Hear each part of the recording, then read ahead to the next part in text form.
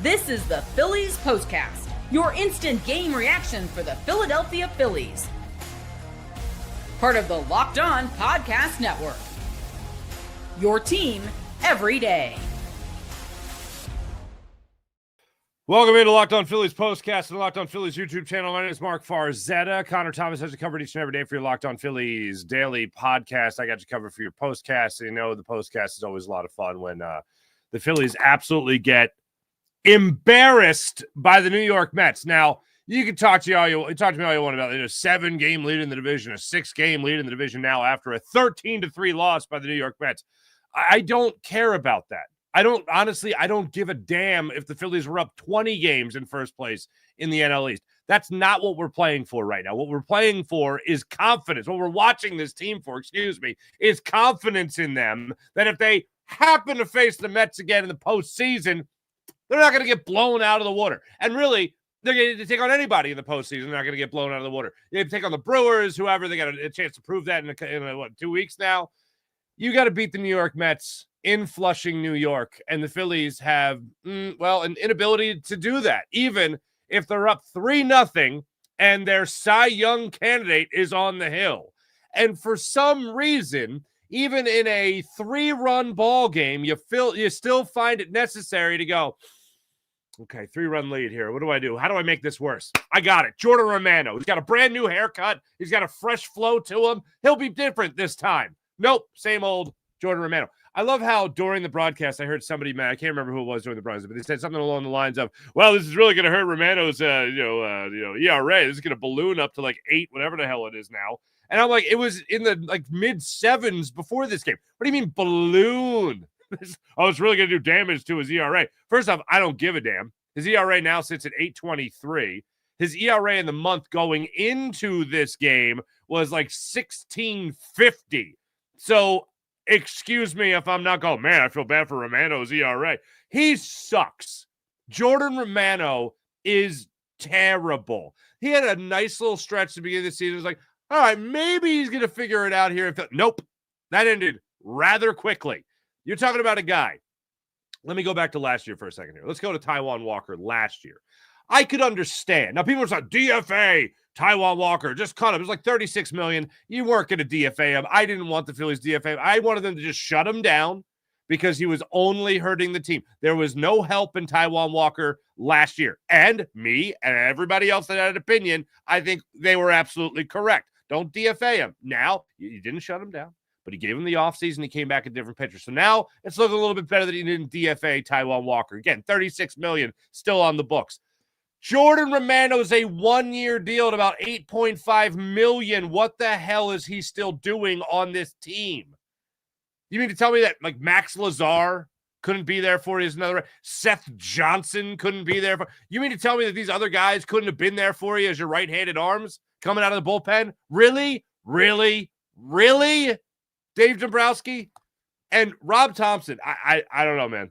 I know Joe Ross sucked as well, but I have zero confidence in Jordan Romano coming into a game. And I was texting with some people during the game when Romano came in, and it was a matter of, why would you use him? One person said, another person said, why is he still in the game? And I'm like, well, as far as still in the game, I'm like, hell, I hope he finishes this game at this point. I don't want anybody else burning their arms. You use Jordan Romano for like the last 3 innings of this game. Go ahead, let the Mets score like 25 runs, and then you DFA him after, and he got an arrested bullpen the rest of the way. You know what I'm saying? This was terrible. And I also got to say this about Jordan Romano.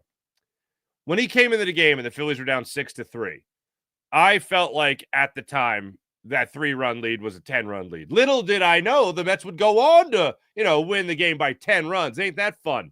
But I felt like the offense was hitting a huge wall. Kyle Schwarber has been terrible over the last 4 games. I don't know where the hell Bryce Harper's head was today, but it was not in this baseball game, unfortunately.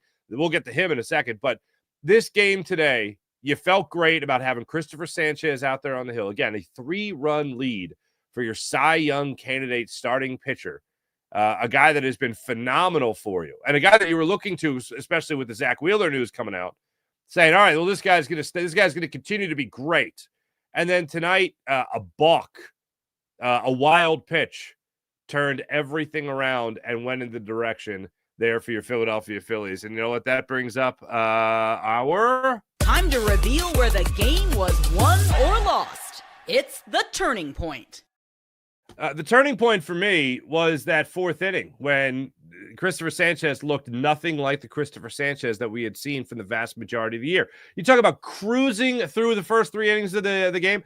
18 pitch first inning, already had a 1-0 lead. 9 pitch second inning, looking good. 12 pitch third inning, looking good again. See how everything seems to be working for him. And then in the fourth inning, gives a leadoff single to Soto. Then he gets a double play ball. All right, gonna get out of this. Pete Alonso takes him for a single. He balks with Vientos up there at the plate.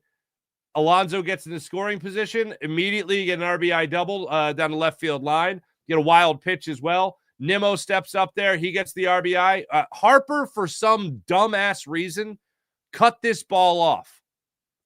I don't get it. Probably you're still not going to get Vientos trying to score, but at least let that ball through. Now, I thought him cutting it off was premature, and then I looked at JT Realmuto. I actually went back and looked at this particular play for a number of reasons, but this was one of the reasons. One of the reasons was just to look at JT Realmuto's reaction, because JT, he'll show it.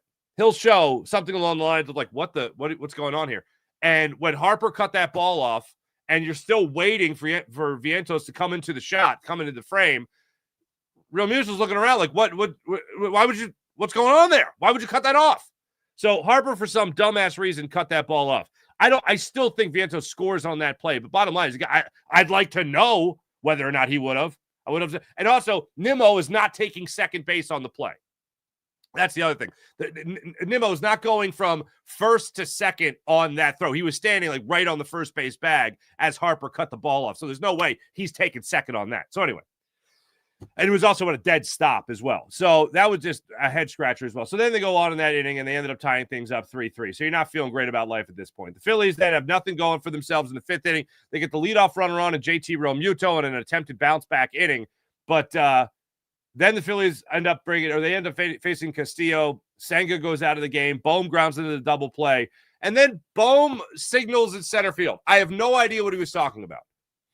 I was trying to figure it out, and I know they were trying to figure it out during the broadcast as well.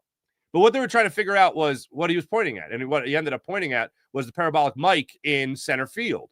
Now, the rule is in baseball, you can't have anything over the batter's eye that's not one solid color, I believe is the rule. It's not black, but it's one solid color over the batter's eye so that there's nothing distracting to hitters. It's a rule in baseball. So I don't know what the hell happened here, but there was some kind of shine coming off. We used to refer to it in the business as the ear, but coming off the parabolic mic there to get like natural sound and all that stuff, nat sound, if you will. And there was 2 of them in shaded towards right center field and shaded towards left center field, but in center field. So Bohm's pointing at it like, why is that? What's going on there? Now, I know some people started to ask the question about when that light was on. Was the light on, quote unquote, as people were referring to it? Was that on just for the Phillies at bats or what have you? I went back and I remembered earlier in the game, it was the Nimmo RBI single where they had that same overhead shot.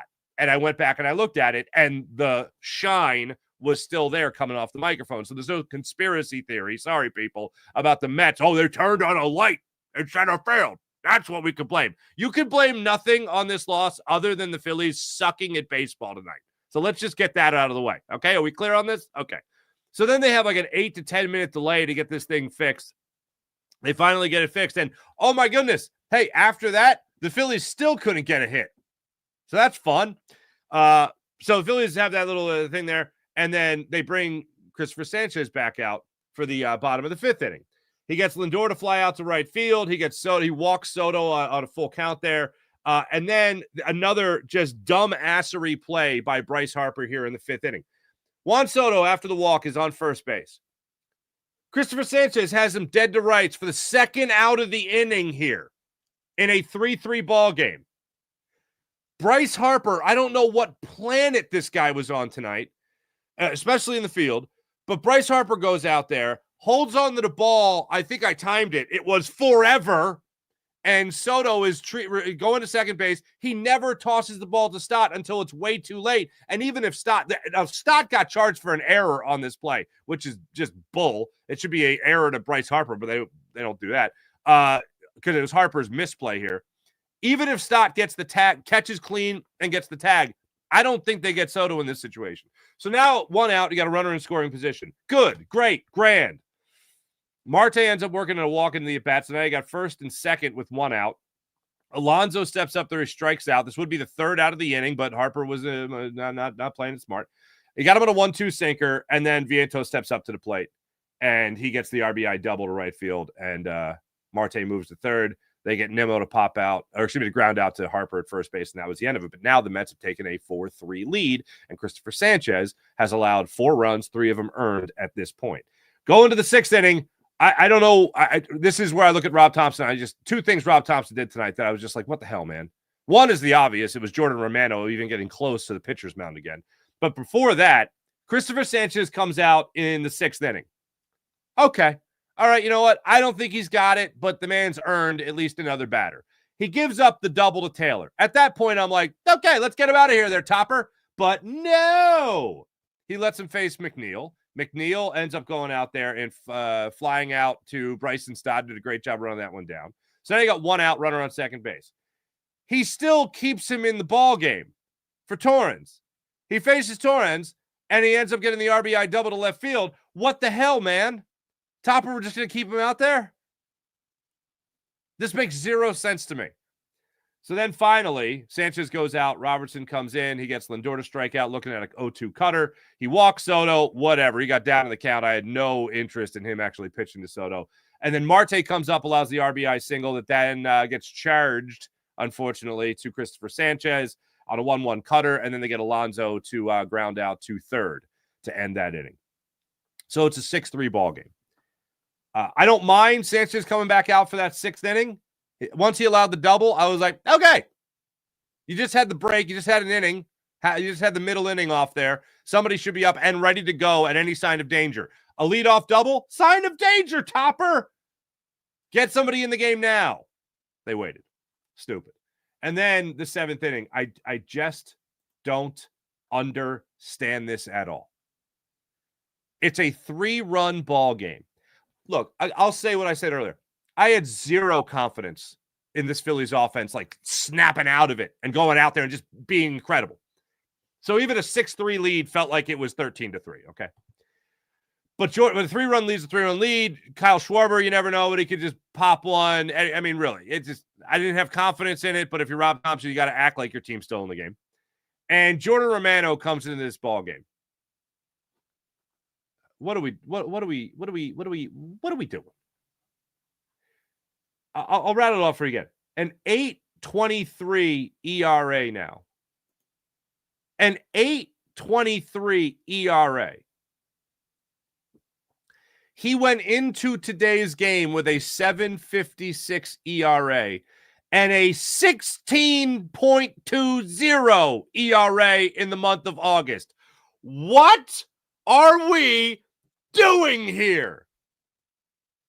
As I said at the top of the show, this isn't Taijuan Walker where it's like, hey, it's $36 million. We're not going to DFA him, okay? We still got a lot of money on the books for this guy. You know, we're just going to let him keep pitching. They shouldn't have done that last year. They should have just shut him down, then have him come back this year. Look, he's been great this year. It's fine.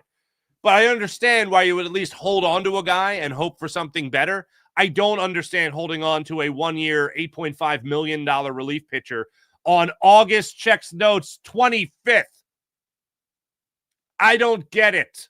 Especially, I know he's a lefty, but you just got back Jose Alvarado. Not that he was anything worth bragging about in his last outing, but I don't understand why Jordan Romano is still here. I know he's a 2-time All-Star. He hasn't shown a glimpse of that really this season. I don't want to see him pitch in any game for the rest of this year. I'd rather see Max Lazar at the major league level, to be honest with you. And I'm not bragging for Max Lazar, okay? We are in no way, shape, or form related. But I would rather see him than Jordan Romano go out. And then Joe Ross also sucked out of the bullpen. This whole thing just really was a kick in the gut, is what it is. You have an opportunity here to take the Mets' hearts You know, they'd struggled against the Nationals. They just blew a big one there to the Braves. They were up 2-0 in that game, and they blew that one. They're down 7 games in the division. But here's the thing about the Mets that I got to acknowledge here. They don't give a damn. You know why? Because they know they got the Phillies number, especially in Flushing, New York. I know after this series. And look, hey, cross your fingers. Phillies bounce back. They need to take the next 2 games, okay? All right, maybe. But anyway, then they got a 4-game series in South Philly coming up in a couple of weeks. But this was an opportunity to keep all that good momentum going. And the Phillies blew it. Because anybody that's looking at the standings right now and thinking, oh, man, they've got 7 games up on the Mets going into this game tonight. The Phillies really got this. It doesn't matter. I've seen the Phillies be the best team in baseball. I've seen the Phillies make it to a World Series. I've seen the Phillies be 2 wins away from winning the World Series. I mean, do we really got to go through the history lesson again? 5 home runs in a World Series game, no hit in the next game. Good times. That's why we have trust issues. 2 wins away from clinching it against the Diamondbacks in the NLCS. Blew it. Rob Thompson just, no. This is going to be the game. Craig Kimbrell really dominates. What? And then last year, the Mets put you over their knee. And tonight it felt like that a lot too. And Kodai Senga, I was worried about him tonight because, I mean, he is about 2 years ago, he had really owned the Phillies. 2 years ago, he had really owned the Phillies with that ghost ball, man, that fork ball he throws. That wasn't really dropping in well for him tonight. Guys were hitting that baseball. Bryce Harper was one of them, as a matter of fact, at the plate. But the Phillies got to him. They scored 3 runs on him. Again, you think you score 3 runs, you're up 3-0 on the New York Mets with Cristopher Sanchez pitching, and you're feeling pretty damn good about your odds of winning. The other thing in all this, by the way, let me go back to that Jordan Romano 3-run home run. I didn't highlight this enough. I just mentioned that he sucks at baseball. But anyway, the Torrens hit, 3-run home run. That's his 3rd home run of the season. And the other thing is Romano was up in the count 1-2. So he allows the 3-run home run. And I thought, that's the 3rd home run for Torrens this season. He's only 47 behind Cal Raleigh when you're thinking about it. So I can understand. Anyway, I'm losing my mind over this team. This game just sucked. It flat out sucked. As far as a player of the game. This is the Locked On Player of the Game. I hate to do this. You guys know I hate going outside the family for anything like this, but I mean, I figure if a guy has himself a 5 RBI day, then you kind of got to go, maybe he deserves to be the player of the game. Oh, and he also happens to be a 221 hitter and a guy with 3 home runs. He's 29 years old there. Luis Torrens, congratulations. You're the player of the game. This is what you'll be talking about. Why the hell is Jordan Romano still on this team? That's one thing you're going to be talking about. What was with Cristopher Sanchez yesterday? Was that turning point really the balk? Did he tweak something? What happened then? Why does Rob Thompson still have no idea how to handle a bullpen, especially with a guy like Jordan Romano, for instance? He's going to say after the game, if he hasn't said it already, if I had to guess what Rob Thompson's going to say, it's something along the lines of, well, I didn't have anybody else available. I still rather see Joe Ross than Jordan Romano. And that's, again, on a night where I know Joe Ross also sucked. I'm also going to hear kind of what we heard after the Nationals game, because after the Phillies took the 3rd game against the Nationals to win 2 or 3 in the series, he was like, that's a good ball club right there. They gave the Mets problems. They gave us problems. That's a good ball club, the Nationals. So if the Nationals are a good ball club, what are the New York Mets? The Death Star? Kind of feels like that. All right. When we get back, I'm going to go ahead and take your comments on this game and how much the Phillies suck today. So I really look forward to talking to you guys about that and more. That's when we return. This is Locked On Phillies Postcast on Locked On Phillies YouTube channel. And right now, I'd love to tell you about Prize Picks. This episode is brought to you by Prize Picks, the daily fantasy platform that lets you turn football predictions into real rewards. Preseason already heating up. Well, preseason is wrapped up, as a matter of fact. College football right around the corner.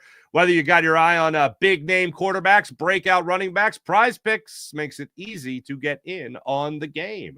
Whether you're looking at Joe Burrow, maybe Saquon Barkley, maybe Josh Allen, maybe Aaron Rodgers, maybe Saquon Barkley. You like those guys this year? Well, take a look at their stats on Prize Picks and pick 2 to 6 player stat projections. And if you get your picks right, you can cash in and win up to 2,000 times your money. I've used Prize Picks in the past, using Prize Picks now for this NFL season. It is a good time. All you got to do is pick more or less on 2 to 6 player stat projections, and you are on your way. Download the Prize Picks app today and use promo code LOCKEDONMLB to get $50 in lineups after you play your first $5 lineup. That's promo code LOCKEDONMLB to get $50 in lineups after you play your first $5 lineup. Prize Picks, run your game. And how about FanDuel? Have you marked this on the calendar yet? Tomorrow, August 26th, Tuesday, August 26th, officially FanDuel Futures Day. A brand new holiday for football fans who live for bold predictions and preseason hunches. For just 24 hours, FanDuel is giving you deals on NFL season predictions. So whether you're calling your MVP, eyeing a long shot division winner, or ready to crown your Super Bowl champion before week 1 even kicks off, this right now is your moment.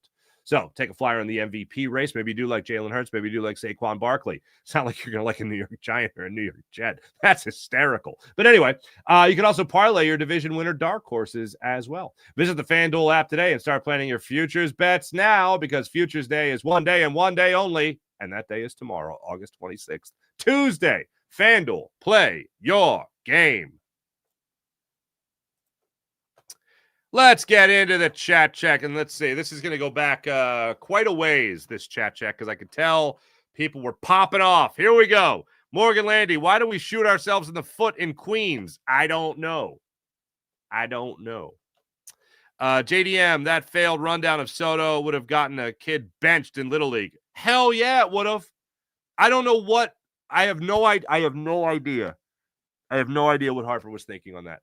He was on another planet today in the field. Between cutting off the ball prematurely on the Nimmo RBI single and that rundown with Soto, I'm like, is this your first pickle? Like, even Ham Porter knows what to do, and Squint's never even played the game before. Sorry. All right, Joseph Grillo, Harper, natural outfielder, rundown technique proves costly. Very true.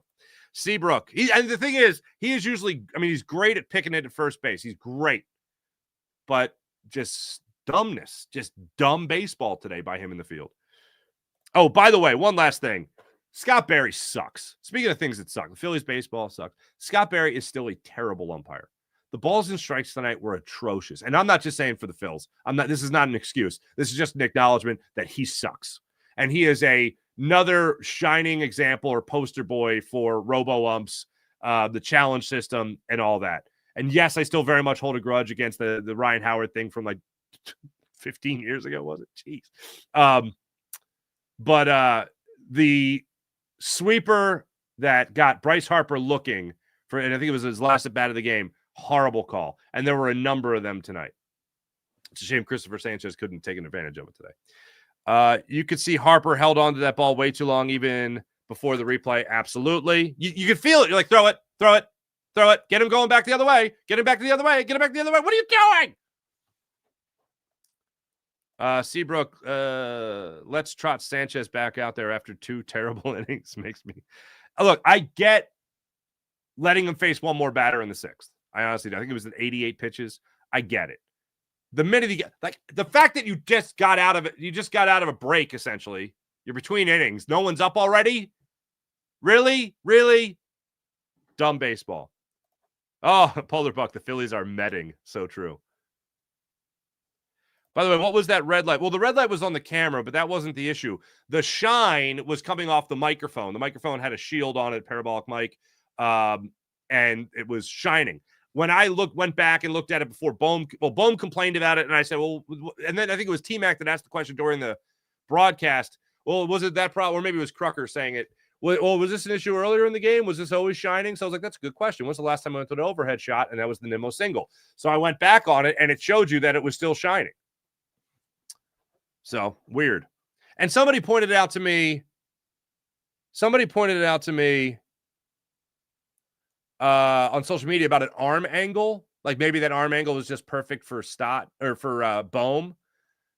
I think a pitcher would have to have about a 20-foot arm in order for the arm angle to really be like perfectly lined up to where that ball would be coming. Being, I've stood at home plate at Major League ballparks, and I've looked at, I don't remember that being too much in the, I mean, it's there. It's not exactly coming straight out of the light, but both teams were playing with it. So what are we doing here? Everything went downhill after the ball. I agree. The balk was the turning point. Philly Nate, how was that an error on Stott, Farzy? Stott's blamed for Harper's error. I hate the scoring today. He needs to own. I agree, but you're not, like, what are they going to do? You give him a throwing error when it hit him in the mitt? They're not going to give him a throwing error on timing, which is stupid. That's why I don't believe in errors anymore. I don't, whatever they're doing with errors these days, I don't give a damn. I don't pay attention to it. It's stupid. I keep track of misplays.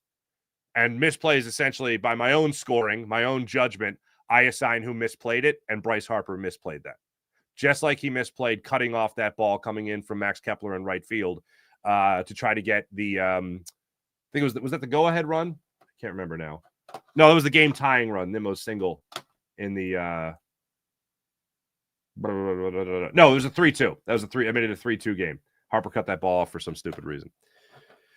Morgan Landed team needs to wake up the dead. Polar Buck, I love when Romano was on the mound, said no one ever. Why is he out there, Deborah? All right. When is Romano getting cut, says Jeremy von Skyver. Left too many guys on base in this one. That's true as well. There wasn't what were they with guys on? I don't even know, because they didn't, I think they had one hit after the fourth inning, I want to say today. That's abysmal. They were absolutely terrible. But what were they with runners in scoring position today? We left 7 guys on base, 1 for 9 with runners in scoring position. Yeah, there was one moment that I felt like the Phillies, oh man, they could really add on here. Oh, it was the Harper strikeout in the 4th inning. So Bader gets the infield single to short. Stott works a walk. Turner flies out to left. Schwarber grounds into the 3-4 fielder's choice. Harper steps up with 2 guys on and 2 outs. Oh, okay. So he goes down in the count 1-2. The first pitch from Kodai Senga, who is still in the game at this point, was a 64 mile per hour curveball. That just, I mean, you talk about a hanger. Like, if it was a hanger at like 77 miles per hour, I think Harper puts this one out of Citi Field. But like, even a 64 mile per hour curveball is like, and he just swung right through it, completely missed it. The other play for Harper that I was referencing earlier was the 7th inning. Yeah, last at bat of the game for him. He got a 2-2 sweep that was well up in the zone, and a little, I mean, it was inside, but it wasn't like off the plate. Inside corner, but very high. And Scott Barry, who, in case you missed it earlier, is terrible at his job, he rung up Bryce Harper on that one.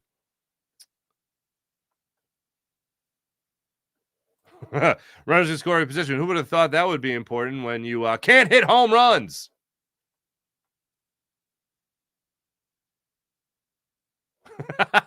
Jerry Von Skybert, for Romano, it's not wins above replacement. It's losses above replacement. This guy needs to go. Like, after the game, let him find his own ride out of New York. I agree. 10 unanswered run is unacceptable, says Morgan. I'm with you. Joel Elvers, why is Romano still on this team? I don't know. I legit don't know. I have no idea why he's still on this team. Joseph Grillo, our starting pitching faces 2 challenges every start: the opposing lineup and having to overcome our shoddy defense and miscues. That was the thing. The Mets looked like the dumb team early in the game, and then they weren't dumb anymore. And then the Phillies became dumb. Timothy B, 1 for 9 with runners in scoring position, playing crappy defense. It's pretty terrible.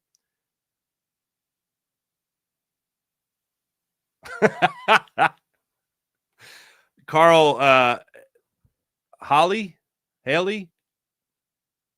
Hell yay. I'm 100% confident when I say my slow pitch softball ERA is lower than Jordan Romano's. There you go. James Alexander III, they weren't hitting the baseball with runners in scoring position. True, can confirm. John, Bryce looks like a complete moron. Where that was dumb. Why was he doing that? Like, if he was wearing it for the reason that people were thinking he was wearing it, then that's dumb. Like, I'm sorry. Did you just get spanked by the Mets in the playoffs last year? Like, what are you doing? What are you doing there? That was dumb. Carrie Eltman, hello. Cheese Romano got shredded. Fair. William Robertson, I'm losing my mind. I'm with you. I've gone batty already. Farzi can't bench the bar. Here we go. Farzi, we've been saying this team is an NLDS exit even with Wheeler. This is what I expect in October, but hopefully we will have switched focus to the Birds by then. Oh, definitely. Definitely. But yeah, they are an early exit playoff team still.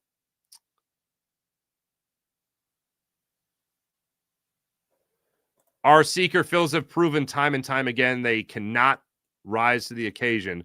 We need to be at the acceptance stage. Oh, that's even more depressing. Crazy, worst loss of the season? I agree. John Messina, this game was outright garbage. I would even say hot garbage. Phillies Tuesday 1.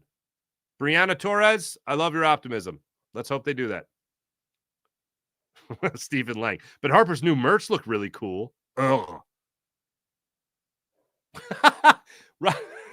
Rob Mars, far be it for me to agree with a Mets fan, but he says, Mets fan here. Our starters suck. Your bullpen sucks. Well, here's the thing. Today, your starter sucked, and so did, unfortunately, Cristopher Sanchez, but so did the Phillies defense.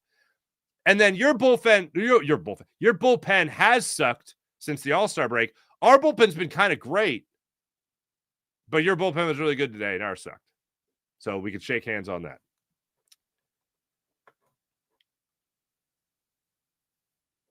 Stephen Lane, this is a really worst-case scenario. Mets smell blood in the water. I agree. I had that same thought.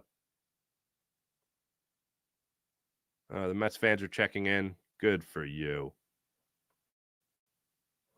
Carl, Carl Hey, I'm sorry. Carl H. The Mets are the new evil empire.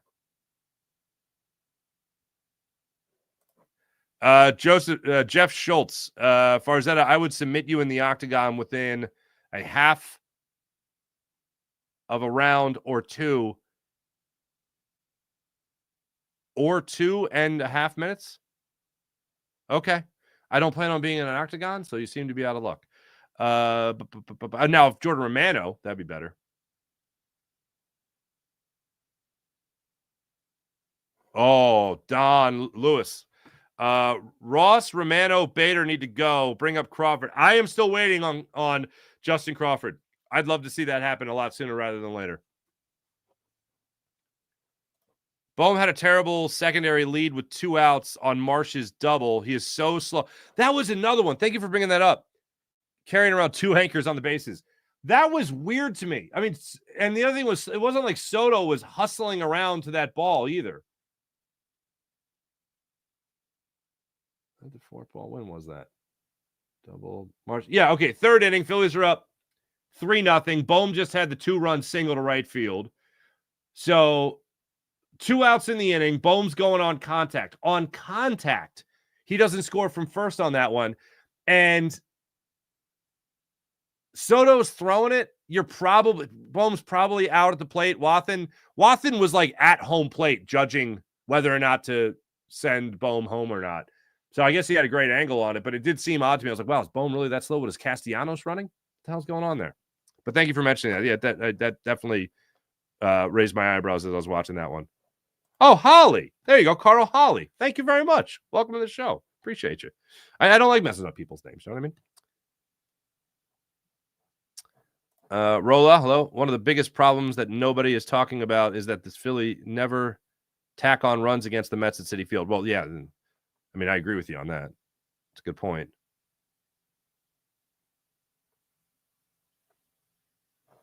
Ross, hello. Ross broke his spirit. We deserve trolling after that embarrassment. We do, Ross. I agree. To the victor go the spoils. All right. The lights are bright at Citi Field. Let's go, Mets. Good for you. Good for you. All right. Wow, that was 35 minutes. I'm literally supposed to do 15 minutes. But tonight might have gotten away from me a wee bit. Thanks, everybody in the chat. You guys are wonderful, as per usual. As for tomorrow, you got another 7:10 start time. Flushing, New York. here's what you got coming up tomorrow. The 70-61 New York Mets take on the 76-55 Philadelphia Phillies. Jesus Luzardo goes up against Sean Manaea. Manaea's obviously given the Phillies fits in the past. 1-2 on the season. 5.15 ERA. Luzardo 12-6 with a 4.10 ERA. Manaea, how about this? In just 7 starts so far this season, he has had his struggles, obviously. He is coming off he's actually allowed at least 4 runs in each of his last 4 starts, going 5-4, 4, and 4 in those earned runs. That's the way that's gone for him. Long ball, 4 long balls in his last 4 starts as well, including taking a 9-3 loss to the Washington Nationals. So we'll see how that one pans out tomorrow for the Mets. And hopefully the Phillies don't make Sean Manaea look like all of a sudden he's Sandy Koufax. Thanks for watching. Thanks for listening. My name is Mark Farzetta. This right here is Locked On Phillies Postcast and the Locked On Phillies YouTube channel. Make sure you guys like and subscribe. Connor Thomas will have you covered tomorrow morning with your Locked On Phillies Daily Podcast. I'll be right here with you guys tomorrow night, breaking it down even more. Thanks for watching. Thanks for listening. Like and subscribe. See you guys tomorrow.